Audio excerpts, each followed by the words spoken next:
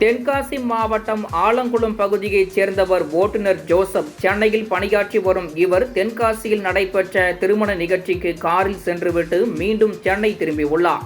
காரில் தென்காசி மாவட்டம் ஆலங்குளத்தைச் சேர்ந்த செல்வகுமார், அவரது மனைவி யசோதா, அவர்களது 1.5 வயது குழந்தை மற்றும் இவர்களது நண்பர் செல்வகுமார் ஆகியோர் பயணித்தனர்.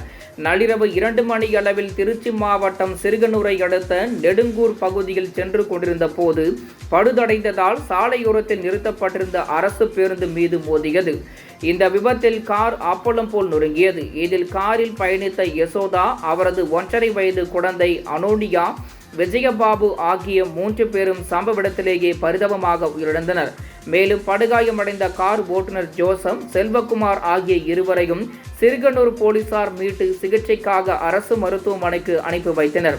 மேலும் இதுகுறித்து வழக்கு பதிவு செய்து தீவிர விசாரணை மேற்கொண்டு வருகின்றனர்.